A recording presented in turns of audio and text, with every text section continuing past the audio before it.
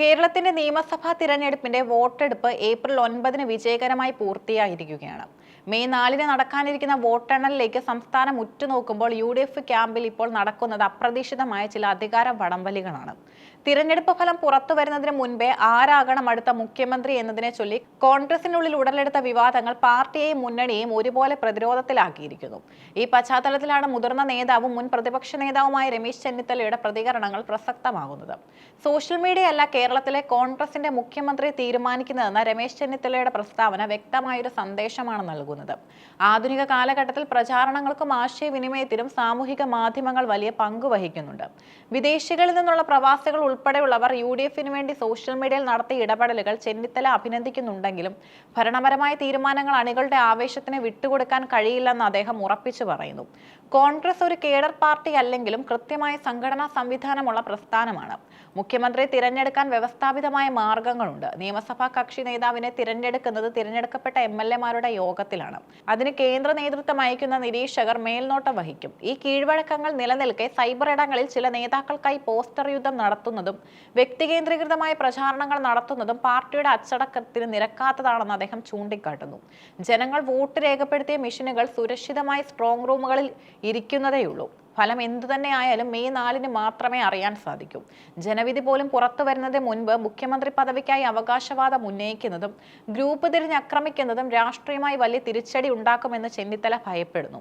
UDF അധികാരത്തിൽ വരുമെന്ന് പ്രതീക്ഷിക്കുന്ന ലക്ഷോപലക്ഷം സാധാരണ പ്രവർത്തകരുടെ മനോവീര്യം കെടുത്താൻ മാത്രമേ ഇത്തരം തർക്കങ്ങൾ സഹായിക്കൂ. ഭരണവിരുദ്ധ വികാരം വോട്ടായി മാറുമെന്ന് പ്രതീക്ഷിച്ചിരിക്കുമ്പോൾ ഭരണപക്ഷത്തിന് ആയുധം നൽകുന്ന രീതിയിലുള്ള ഈ വിവാദങ്ങൾ ഒഴിവാക്കപ്പെടണമെന്ന് അദ്ദേഹം ആലുവയിൽ വെച്ച് പറഞ്ഞു. താൻ ഇത്തരം ഒരു വിവാദത്തിലും പങ്കെടുക്കാത്ത ഒരാളാണെന്ന് വ്യക്തമാക്കിയതിലൂടെ പാർട്ടിക്കുള്ളിലെ വിഭാഗീയതയ്ക്ക് താൻ കൂട്ടുനിൽക്കില്ലെന്ന് ഉറച്ച നിലപാടാണ് അദ്ദേഹം പ്രഖ്യാപിച്ചിരിക്കുന്നത്. കോൺഗ്രസ് ആദ്യമായിട്ടല്ല മുഖ്യമന്ത്രിയെ തീരുമാനിക്കുന്നതെന്ന് ചെന്നിത്തലയുടെ വാക്കുകൾ പാർട്ടിയുടെ ചരിത്രത്തിലേക്കുള്ള സൂചന കൂടിയാണ്.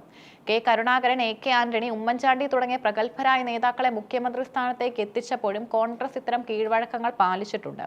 ഹൈക്കമാൻഡ് തീരുമാനമാണ് അന്തിമം എന്നതുകൊണ്ട് ഉദ്ദേശിക്കുന്നത് എല്ലാ നേതാക്കളുടെയും MLA-മാരുടെയും അഭിപ്രായം പരിഗണിച്ചുകൊണ്ടുള്ള ഒരു പൊതുവായ തീരുമാനമാണ്.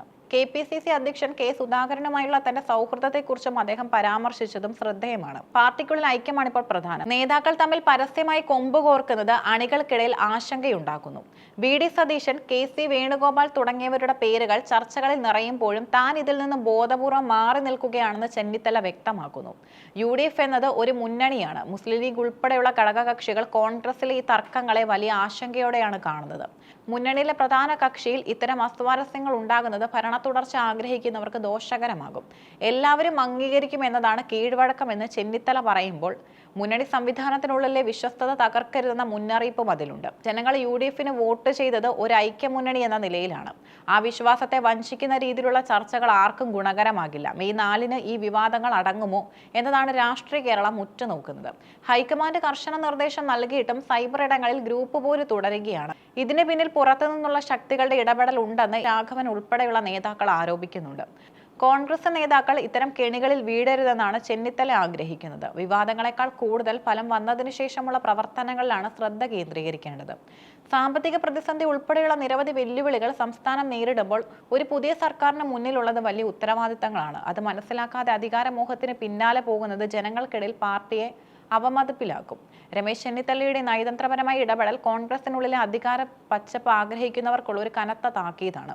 പക്വതയുള്ള ഒരു രാഷ്ട്രീയ നേതാവ് എന്ന നിലയിൽ പാർട്ടിയുടെ ഐക്യവും ജനവിശ്വാസവുമാണ് വ്യക്തിപരമായ മോഹങ്ങളെക്കാൾ വലുതെന്ന് അദ്ദേഹം അടിവരയിടുന്നു. വോട്ടെണ്ണലിന് മുൻപ് തുടങ്ങിയ ഈ പോസ്റ്റർ യുദ്ധം പാർട്ടിക്ക് വലിയൊരു പരീക്ഷണമാണ്. മെയ് 4 ശേഷമുള്ള ദിവസങ്ങൾ കേരള കോൺഗ്രസിലെ ഈ ആഭ്യന്തര കലഹങ്ങൾ എങ്ങനെ പരിഹരിക്കപ്പെടുമെന്ന് തീരുമാനിക്കും.